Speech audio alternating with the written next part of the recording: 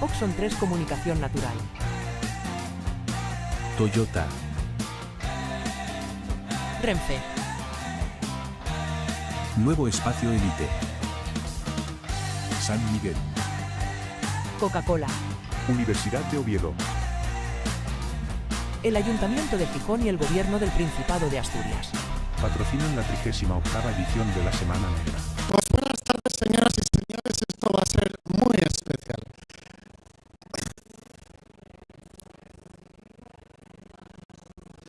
Empezamos, esperamos que tú digas. Oye, charlamos tú. ¿Sabes una cosa? ¿Sabes una cosa, Laura? Sí, ahora sí. ¿Sabes una cosa, Laura? Mira, tengo una teoría sobre la literatura, que es pasarlo bien, disfrutar, tener entusiasmo y saber apreciar el talento de los demás es lo más grande que hay. Entonces yo quiero decir una cosa, que da igual si hubiera 1000 o 2, porque es que yo tenía tantas ganas de tener alguna vez la ocasión de hablar contigo sobre literatura, que no nos tomemos esto como una presentación, sino como hablar contigo sobre literatura. Y entonces voy a explicarte a ti, y de paso es una forma de contagiar a la gente y decirle a la gente, a todo el que pase, por qué esta es la presentación más especial de la Semana Negra 2025. Y lo es porque yo no sabía, o sea, en mis sueños, la verdad es que uno es modesto en sus sueños, yo no sabía que se podía hacer lo que has hecho tú en la literatura española de nuestros días. O sea, de verdad que creí que no era posible. O sea, no era posible tener esta desvergüenza. No era posible tener esto, lo que yo era de niña. O sea, esta locura maravillosa, imaginativa, la que estaba agarrada de niña y tal, a los demás, a hostias, nos han hecho crecer, madurar, tal. Esta lo ha conservado incólume y además ha dicho, por si acaso en el duro bregar de vivir voy perdiendo algo, lo voy a meter todo en la literatura. Entonces Laura Fernández es una chica que, si yo dijera su currículum cuando nació y tal, no, es una adolescente absoluta cuando escribe. No lo ha perdido, los demás lo hemos perdido. ¿Saben ustedes todo eso que ustedes amaban y por lo cual un día empezaron a leer libros? Ella lo tiene. Cuando escribe, te regresa a eso por lo que amaste un día en la adolescencia, a la literatura. ¿Pero qué literatura? La que era la más imaginativa, la más loca. Nosotros no queremos que nos expliquen la realidad con hondura y sabiduría. Queremos huir de ella a toda hostia. Y eso ella lo tiene. Pero lo mantiene ahí asido. De una forma que eso significa que es literatura adolescente. Totalmente lo contrario. Es literatura muy profunda, porque nos hace ver que es muy sensato esto a lo que llamamos vivir, porque nos hace ver que es muy poco realista todo esto de la realidad, y encima nos lo hace ver en cosas muy sencillas y pequeñas, porque es alucinante que no es una escritora fantástica en el sentido de Tolkien, es una escritora fantástica en el sentido de Laura Fernández. O sea, es que tampoco sepa, hay ciertos escritores maestros nuestros, como sería Juanjo Millás o José María Merino, el realismo visionario, cosas flipantes que le ocurren a personas normales. Laura Fernández no es esto, tampoco sigue esta escuela, es cosas flipantes que le ocurren a una persona normal, pero desde luego normal, de puertas para afuera, de puertas para adentro. Es una chiflada alucinante, pero que no se avergüenza de su chifladura, no le impide vivir, no le impide razonar, no le impide ser crítica con la realidad. De todo esto vamos a hablar hoy. Pero ¿por qué estoy hablando de esto? Para decir, la escritora más revolucionaria desde los años 80 hasta ahora es Laura Fernández, con una serie de novelas absolutamente distintas y originales, de forma radical, y sin embargo nunca habla de política. Es una revolución silenciosa, nada pretenciosa, absolutamente insurgente, efervescente y necesaria. Y eso me alucina. Aquí no hay ningún panfleto, aquí lo que hay es la radicalidad de lo distinto, de lo maravillosamente refrescante, por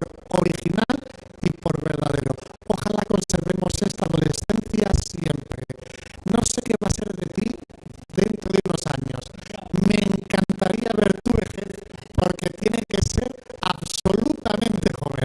Es una maravilla. Y ahora hablamos de este librito que es algo insólito en su producción, porque lo alucinante es que no se repite. Este libro es un ensayo, ¿no? Así lo ha vendido la editorial Debate, ¿no? Pues no. Este libro no es un ensayo. Este libro es una novela corta sobre un viaje que hace, ¿cómo no lo hace nadie? A Escocia, al lago Ness. Ella va allí con su familia, pero la gente, ¿a qué va al lago Ness? A ver ese sitio donde en 1933 había otra familia que también fue en coche, y cuando iban allí en coche, ese matrimonio va y otra enloquecida coge y dice que de repente allí se apareció un monstruo y Inglaterra lo turistea todo muy bien, el Winston Castle y todo esto. Entonces allí hicieron una movida que es un parque de atracciones para los locos de este mundo que van allí a ver el monstruo, ¿no? Y entonces Laura lo que hace es... yo leí esta novela en esta clave que te digo. Esto no es un ensayo. Esto es una reencarnación. ¿No serías tú con tu familia que en realidad fuiste allí en 1933, viste el monstruo y ahora lo que estás haciendo es, en una vida posterior, 100 años después, regresando y aquí lo que cuentas es a qué bravo volviste a ver? Qué guay. Bueno, gracias, Luis. Menuda presentación preciosa. Muchas gracias. Me apunto todo lo que me has dicho. Una vez un librero, Antonio Marcos, el librero de Letras Corsarias, dijo que La señora Potter era una novela sobre todo antiautoritaria. Y ya que has dicho eso de la política, en realidad los escritores modernos que me gustan, a ninguno les gustaba la realidad, que es la forma más política de estar en el mundo, que es no te gusta nada. No es que no te guste una parte de la realidad, es que no te gusta nada. No te gusta cómo está montado porque podría ser mucho más divertido de lo que lo es si no lo es. Pues estoy de acuerdo con todo lo que has dicho. Muchas gracias. Yo espero que mi vejez sea como la de Joy Williams, que es una autora que me gusta y que va con gafas de sol todo el rato. No sé qué debe ver, pero es una mujer graciosa y vive en medio del desierto con sus perros y tal. Bueno, es una señora fascinante. Acaba de sacar los cuentos. Sí, los cuentos son los de los 29 cuentos divinos, sí. ¿Sabes qué he pensado hoy del monstruo en el lago? A raíz de lo que has dicho, que si fuera una novela es la única en la que yo soy el personaje principal. Es decir, es una novela de las mías, como tú has dicho, pero en la que todo se ramifica a partir de mi cabeza. Normalmente en mis novelas la ficción, la fantasía viene de las cabezas de los personajes, ¿no? Que piensan en ciertas cosas y de repente la realidad se rompe y se vuelve múltiple. Y aquí lo que pasa es que es mi propia cabeza la que está en ese lago Ness y la que ve la realidad como algo múltiple y como algo lejano en el tiempo, cercano. O sea, a la vez está como jugando con todo lo que, como un juego de espejos. ¿Qué es el lago? ¿Para qué ha servido? ¿Qué significa para el ser humano? ¿En qué consiste el ser humano a partir de lo que significa para nosotros imaginar un desvío no realista o no dentro de la realidad convencional? Y para mí fue como ir cavando. No sé si te pasa a ti cuando escribes, pero al final un libro tienes una idea inicial y es como estar cavando con las manos hasta algún lugar y llegas a un sitio, atraviesas un túnel y luego sales siendo una persona distinta o más o menos distinta. El agujero de gusano del tiempo. Sí, algo así. Entras y sales en otro lugar y a mí me pasó eso. Yo empecé pensando que haría una crónica tirando muy arriba a lo David Foster Wallace, como la que hace el crucero. Pensé, yo me voy a ir allí a ver qué pasa. Y empecé a entrar hacia ese otro nivel, que fue encontrarme con los personajes reales, los señores que van a cazar a Nessie, ¿no? Los Nessie Hunters, esa gente que lleva 30 años mirando el lago. Todo eso se convirtió en... Explícalo, los Nessie Hunters, ¿qué son? Los Nessie Hunters son gente que decide dejar su vida un día completamente. Hay un señor que explica que a los 20 años tenía un trabajo de poner alarmas en casas, era inglés, y dijo, yo para estar toda la vida poniendo alarmas me voy al lago Ness a ver si sale el monstruo del lago Ness. Eso es. Y entonces, Esos son. lleva ¿Qué 30 les años. parece? ¿No es un oficio maravilloso? ¿Hacer un libro sobre Laura Fernández? Lleva 30 años ese señor allí, tiene el récord Guinness, se ha casado en Inverness. Y el señor, lo que es triste de ese señor, obviamente, y a la vez encantador, es que él está convencido de que, claro, lleva 30 años allí y ya no cree en el monstruo.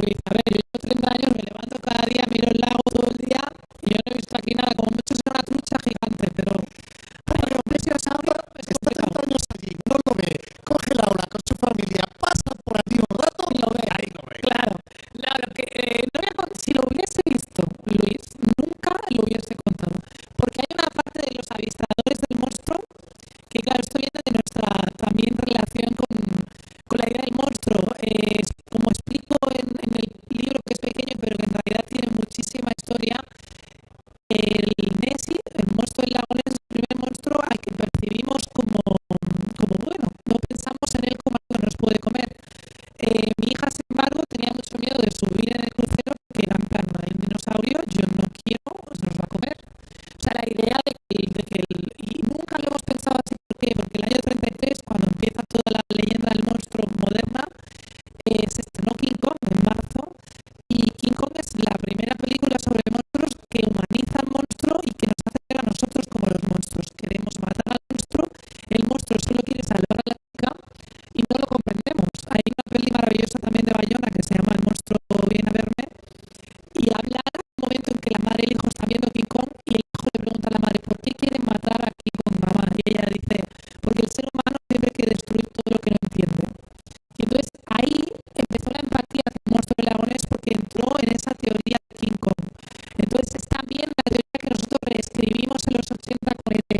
Entonces cuando tú encuentras a ET está muy bien mientras lo tienes en tu casa, lo disfrazas de señora, te lo llevas a Halloween, pero cuando el mundo descubre que ET existe, que el extraterrestre existe y que tal, ¿qué pasa con ET? Lo meten en unas cúpulas tal y se empieza a poner blanco y se muere, ¿no? O sea, si tú ves el monstruo, te puedes quedar tranquila a decir, hay algo fantástico en el mundo, yo lo sé, pero no quiero que el ser humano tal y como existe lo sepa porque lo va a destruir. Es decir, eso Lo entiendo, ¿vale? La respuesta ha sido brillantísima, pero tú eres consciente del cortocircuito que me acabas de producir al empezar diciendo, si lo hubiera visto, ¿cómo que no viste al monstruo en el lago? Mira, atenta, el tema fundamental de este libro es crear es creer. Lo fantástico en este mundo no se sabe si existe o lo creamos y da exactamente igual. Con lo cual, esta obra es una obra de creación de lo fantástico. Casi todos los libros de Laura Fernández, lo fantástico es evidente. Y en esta ocasión escribe algo que parece que no es una novela, dicen que es un ensayo. Yo lo hago novela cuando lo leo. Parece que no ha visto el monstruo. Yo sé que lo ha visto cuando lo leo. Y entonces explícale a la gente por qué el mundo es un lugar fantástico, ya que crear es creer. bueno, muy bien visto. De hecho, para mí hay un monstruo en el lago porque llevamos imaginándolo cientos de años. O sea, desde el año 500 y pico hay avistamientos del monstruo del lago Ness. Entonces, la idea de que el ser humano necesita ese desvío, necesita, al final, como la única especie narrativa, la especie animal narrativa que sabemos cómo acaba la historia, somos los únicos animales que sabemos cuál es el final y no nos gusta nada. La idea de necesitar una salida en la que ese final pueda llegar a ser otro, es lo que nos hace crear historias, lo que nos hace reordenar lo que vivimos, lo que nos hace imaginar otras posibilidades, y esas posibilidades en realidad están dentro del propio mundo, porque al final todo lo que podemos imaginar existe de cierta manera, ¿no? En cierta manera existe, todo lo que imaginas existe, y yo creo que hay un monstruo en el lago porque llevamos imaginándolo mucho tiempo y no importa si es de verdad o no. De hecho, lo fascinante es que la escena del avistamiento del monstruo siempre es idéntica, es un momento congelado en que alguien ve el monstruo, hace una foto siempre borrosa, siempre intangible, la muestra a otro alguien, se lo quiere creer pero no puede del todo creérselo, pero a la vez no lo puede negar. O sea, eso a mí me fascina, que ni siquiera a nivel de ficción hemos pasado al siguiente plano, ¿no? ¿Qué pasaría si realmente el monstruo aparece un día y es un dinosaurio que lleva ahí pues cientos de años y ha vivido en el Mar del Norte y de vez en cuando aparece por el lago, porque el lago Ness es una falla terrestre de 40 kilómetros y realmente es un lugar muy magnético y muy extraño? Si apareciera mañana, para los que no, o sea, nosotros, para el monstruo del lago Ness no hemos existido como especie. Es la única cosa que el ser humano no ha tocado aún, no ha destruido, es algo puro, ¿no? Entonces, para él no existimos si existiese, y al revés, para nosotros no existe aún, porque lo cual esa cosa del gato de Schrödinger me volvió loca cuando empecé a pensar en ello, en el momento que eso apareciese, toda la humanidad o la historia de la humanidad en algún sentido cambiaría por completo. Y tú lo viste así, ¿no? Si el monstruo apareciera, ¿no? Pues yo lo pensé de otra manera. Cuando lo estás contando esto Y la jugada es que el lago Ness está completamente turisteado y es algo de lo que tenemos que hablar ahora. La diferencia en la forma de mirar y de viajar de los turistas frente a los frikis. Los turistas están con la foto a ver si sale el monstruo, ¿no? Ni siquiera, Luis, ojalá. Pero yo me refiero. Sí, si sale hay un momento en que el libro se plantea, si saliera el monstruo y lo captaran los turistas y le hicieran fotos, y yo ahí pensé, eso no es nada. Si en vez del monstruo se apareciera la Virgen y le sacaran una foto a los turistas. Hombre, la Virgen en el lago Ness ya sería la bomba. Exacto, es que todos pensamos que si el monstruo emerge es un monstruo de Pleistoceno, un dinosaurio, y yo pensaba, ¿y si es la Virgen María y le saco una foto a 5 japoneses? Eso no lo habías pensado. Esto es una cosa chula porque los japoneses, de hecho, hay un grupo que se intentó apropiar de esto y vinieron aquí y los ingleses se asustaron porque dijeron, a ver si los japoneses se van a llevar al monstruo, porque además venían diciendo, pero no hay más de uno, porque claro, si lleva viviendo aquí desde la época de los dinosaurios, tiene que haber sido como algo que reproduce, o sea, tiene que haber una familia, y estaban muy convencidos esto los japoneses, pero bueno, si hubiera venido, si alguien le hace, ha habido miles, cada año hay fotos, podéis entrar aquí se especifica dónde podéis entrar y demás para mirar los avistamientos, cada año hay fotos, y hay vídeos más o menos realistas, te lo puedes, pero siempre para mí está esa idea del misterio que no queremos tocar. De hecho, una de las pruebas más irrefutables es que se hizo un estudio del ADN que había en el agua del lago Ness y se descubrió que casi todo el ADN era de anguilas. Y entonces ya se pensó, bueno, entonces es una anguila gigante, no pasa nada. Pero claro, toda la parte que quiere creer ya ha inventado otra posibilidad para que no sean anguilas. O sea, eso es algo que me fascina. El ser humano siempre busca el abismo. Yo que no he estado, ya me he invitado a otra posibilidad, pero es que hay que explicarle a la gente cómo hiciste el viaje. Claro, cuando fuiste en 1933 con tu marido, ibas en un coche y se te apareció de verdad el monstruo. 100 años después, cuando Laura fue con su familia, es alucinante. Es que ahora hay un barquito de crucero. Por eso la referencia a David Foster Wallace, que hace un libro, algo supuestamente divertido que no volvería a hacer, es un viaje que hace en crucero. Ese es el modelo que ella hace para hacer esto por el lago Ness. Es que cómo íbamos a creer que dice no solo turistas, sino que además hay merchandising. Explícales el merchandising del lago Ness. Para mi gusto es un poco decepcionante. Yo esperaba mucho más, sobre todo sentido del humor, porque se ha descubierto con los años que evidentemente casi todas las fotografías son fake, sobre todo la más famosa, la que seguramente recordáis del monstruo, en realidad es una cosa, casi una especie de venganza que cometió un showman al que enviaron allí a encontrar al monstruo, no lo encontró, dejó una huella falsa de un hipopótamo y el periódico le vendió, en el que publicaba y demás, y el tío le pidió a su cuñado que hiciese una figura de barro que pusieron en un submarino de juguete, hicieron la famosa foto del cirujano que se llama, que es la foto de los años 30, que es como la foto que demuestra porque Kodak la miró y demás, y todo era súper oficial y no sé qué, y esa foto que demostraba que había algo ahí en el lago. Y de repente en el año 94 este señor que hizo la figurita en su lecho de muerte confesó que se lo había hecho porque su cuñado le había pedido esto para vengarse del periódico. Entonces, el mundo estuvo prácticamente 50 años creyendo que esa foto, bueno, era más o menos la foto del monstruo del lago Ness. Y claro, yo esperaba llegar allí y encontrarme souvenirs pues que tuviesen peluches y demás, pero que hubiese souvenirs humorísticos un poco de, bueno, nos han estado tomando el pelo también. Es decir, no sabemos lo que hay, pero también hay un poco de tomadura de pelo. Y me di cuenta de que no, allí viven en la idea de que el monstruo podría o no vivir allí con vergüenza. Entonces a mí eso me pone un poco triste porque creo que deberían entregarse a la idea de, bueno, ¿por qué no? ¿No? O sea, disfrutemos. Bueno, me parece curioso. Yo no sabía cómo te ibas a tomar esto, he hecho una lectura absolutamente enloquecida de tu libro, pero digo, a lo mejor esta chica quiere que sea un tipo un poco más serio. Entonces, como tipo un poco más serio, digo, pues voy a decirte que también he profundizado en su libro. 3 preguntas un poco más serias. Este libro es un libro sobre los cazadores de monstruos de salón, que son los turistas. Bueno, están incluidos. Sobre todo tenía mucha curiosidad de estar dentro del crucero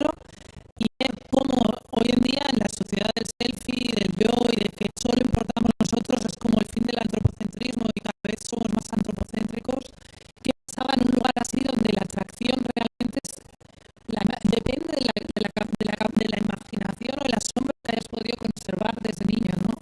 Yo estaba fascinada porque estaba allí y estuve la hora entera de crucero mirando el lago, pero la gente se hacía selfies constantemente y evidentemente detrás solo veían un lago negro con una montaña que podía ser cualquier lugar. Y había gente incluso dormida dentro del crucero.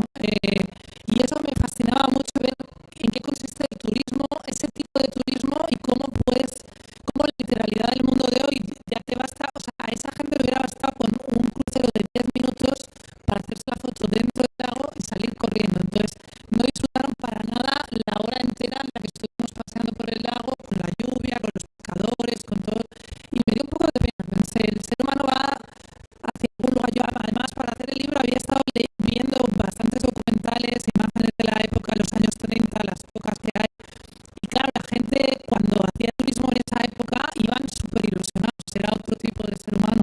Iban realmente a ver si veían el monstruo. Yo tengo un montón de vídeos de gente que iba allí con sus prismáticos y es como precioso. Y hoy no, hay mucho cinismo hoy en día. Es tristísimo. Conclusión, sí que viste el monstruo en el lago Ness porque el monstruo del lago Ness lo llevamos dentro. Sí, realmente cada uno lo lleva dentro y si lo quieres ver, eso hay un documental muy bueno que se llama, que va sobre los nesijantes, que se llama They Create a Monster, que es escocés, que hay una chica que dice, para ver algo primero tienes que creer que puedes verlo, con lo cual nadie que no crea que va a poder ver un monstruo allí lo va a ver jamás, con lo cual sí. Aquí es donde se une lo de crear y creer, pero piensa también el siguiente. ¿Cuál es el nudo cotidiano de este libro donde decimos hay una investigación muy exhaustiva sobre lo poco que sabemos del lago Ness, de ese matrimonio que lo descubrió, sobre el periodismo que se hizo al respecto de esto del que vamos a hablar ahora, pero no solamente nos vamos a encontrar en este pequeño gran libro, además también nos vamos a encontrar mucho sobre el sentido de lo fantástico. Esto es autoficción periodística y fantástica. Es decirle a la gente, existen ciertos lugares en el mundo, pocos, que son tan apasionantes que parecen reales, pero en realidad son de ficción y solo un friki es capaz de ver eso. Sí, yo creo que sí. A mí me interesan siempre, yo me di cuenta cuando estuve en este pueblecito Drobak, de donde salió la señora Potter, que era un lugar donde supuestamente veraneaba Santa Claus. Perdón. Me di cuenta que lo que me fascina son esos lugares donde la realidad supuesta, la realidad en la que vivimos cada día, está cubierta de algún tipo de ficción que también hemos creado nosotros después. Entonces el lago Ness en ese sentido es un sitio clave que se mantiene en el tiempo, que además es reconocible por todos, en el que pues, tú ves un lago y el ser humano ha creado una ficción sobre ese lago por lo que sea, para atraer turismo, para lo que queramos, pero esa ficción de repente es más real que la propia realidad. Y el hecho de que queramos creer, que una parte de nosotros queramos creer o nos parezca divertido creer o nos tranquilice de alguna forma creer o no nos preocupe creer, como le pasa a la otra parte que enseguida intenta destruir todo lo que tú intentas creer, es lo que me parece que creo que hay pocos lugares en el mundo así, pero que los que hay que reivindicarlos y hay que convertirlos como en un foco de estudio casi antropológico, porque creo que la idea del mito compartido es algo que está también en peligro de extinción, porque cada uno vive dentro de su teléfono y ya no se crean este tipo de cosas compartidas en las que todos podemos participar o podemos entender, sino que cada uno tiene las suyas. Y también me parece una pérdida, porque creo que como humanidad estamos siempre creando una obra en marcha y el monstruo del lago Ness para mí es algo importante dentro de su personaje, importantísimo dentro de la historia de la humanidad. Totalmente de acuerdo. Sí. Mira, decía otro friki maravilloso y absolutamente imprescindible, Fernando Arrabal, que desde que hay teléfonos con foto, capaces de hacer fotografías, ya no se aparece la Virgen. También. Pues igualmente, desde que hay teléfonos con foto, el monstruo del lago Ness ya no sale y no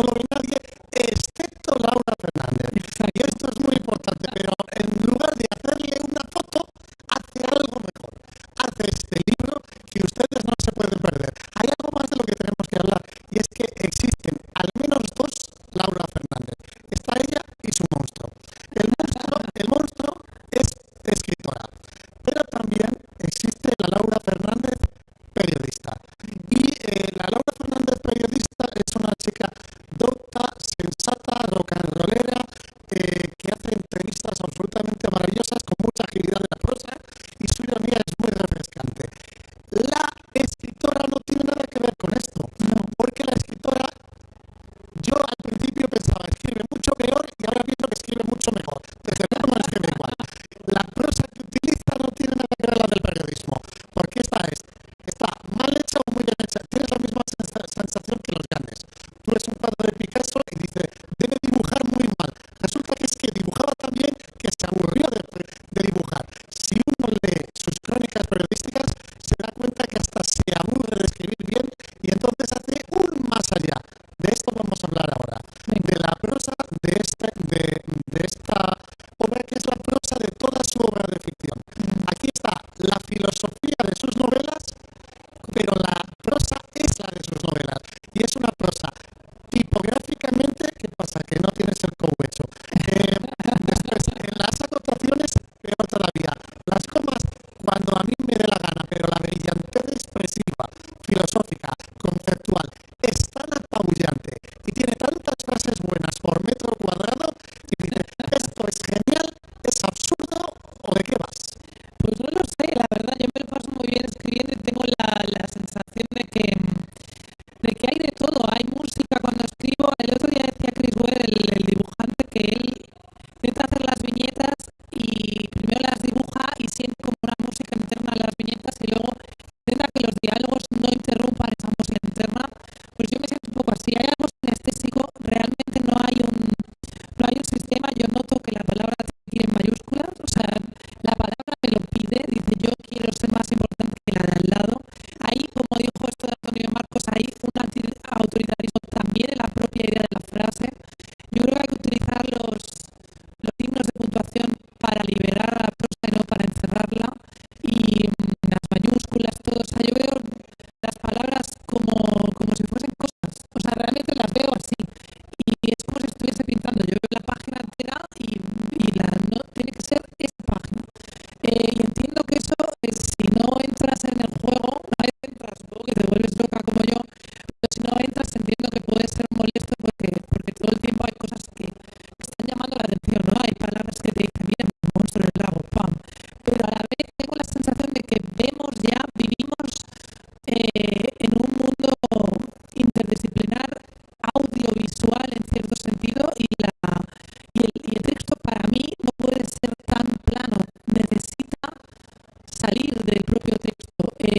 Yo soy muy fan de los autores postmodernos como tú, de Vonnegut, de Richard Brautigan, de Thomas Pynchon, de William Gaddis, y son gente que ha estado intentando mover la espina dorsal del texto todo el rato, y yo solo estoy sumando cosas que me gustan cuando hago algo. O sea, no invento nada, solo sumo las cosas que he visto y me gustan, y cada vez voy más lejos porque también si no me aburro. Entonces, eso es lo que dices, sí, ya en los artículos ya tengo lo que escribo y luego cuando hago estas cosas quiero ir más lejos porque si no me aburro. Pues mira, que sepas que ya lo estamos corroborando escuchándote, pero yo ahora te estoy escuchando toda la presentación que has hecho de este libro y todo el rato he estado pensando que tu psicoanalista se lo tiene que pasar de puta madre. Pero que sepas que tus lectores nos lo pasamos mucho mejor todavía. Y esto es lo que les quiero decir. O sea, este libro demuestra que mucha gente vemos lo que se entiende por normalidad y lo que se entiende por realidad. Pero, y esta es la pregunta, ¿hay planos de la normalidad y de la realidad a unos 15 planos más que solo ve Laura Fernández? Y eso es lo que se ve en este libro. Ojalá, yo quiero pensar que sí y mi intención era que sí. O sea, realmente cuando te paras a mirar algo durante mucho rato, como pasa aquí, ves una infinidad de planos mayor de la que verías normalmente cuando lo miras sin más, ¿no? Y hoy en día estamos en un mundo que consiste en mirar cualquier cosa durante 10 segundos y las cosas no merecen solo ser miradas durante 10 segundos. Ninguno de nosotros lo merece, somos gigantes por dentro y cosas como este misterio tampoco. Y me dijo una vez un amigo, Javier Calvo, el escritor, que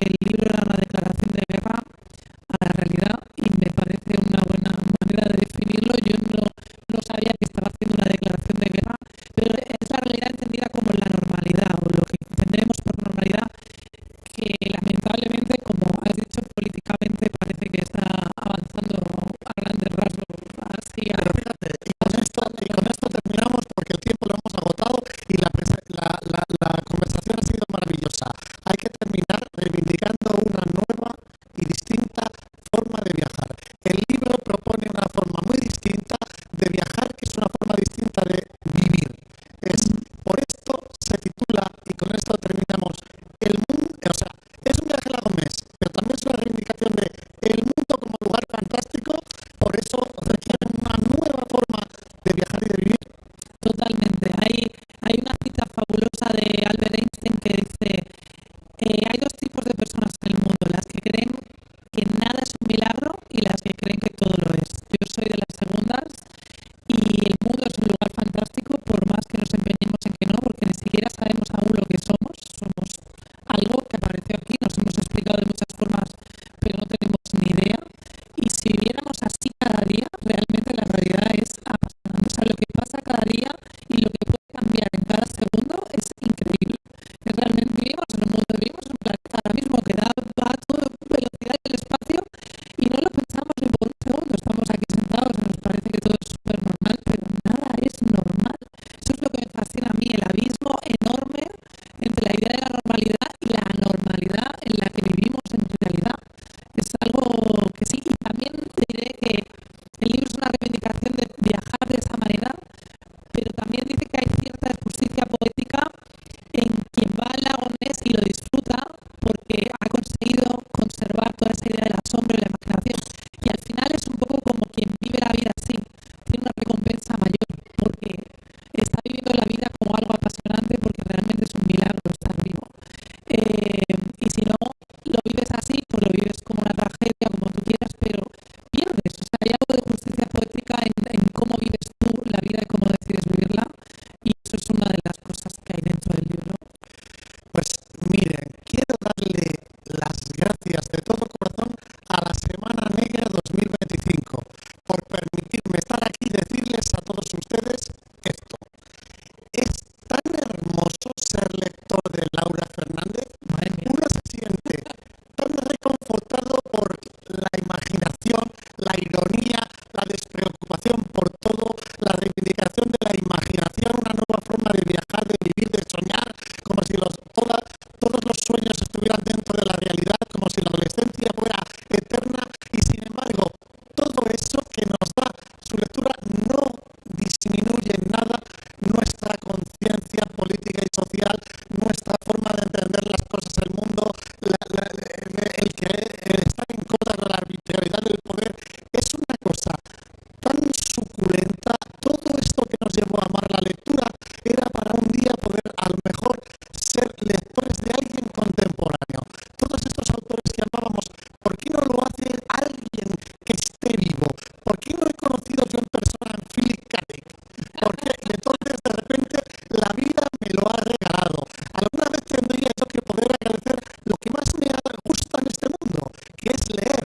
Entonces, no solamente quiero recomendarles de todo corazón que compren y lean este libro, porque es otra forma de entenderlo todo que te aporta tantas cosas. Además, quiero de verdad, de todo corazón, en nombre de todo lo que me ha hecho lo que soy, de lo que he disfrutado yo leyendo, del placer, de la droga más preciada que conozco, que es la lectura, en nombre de todo eso, Laura Fernández, por tu obra, sé que no es lo digo yo, sino en nombre de mucha gente, de todo corazón, muchas gracias. Gracias a ti, madre mía, qué bonito.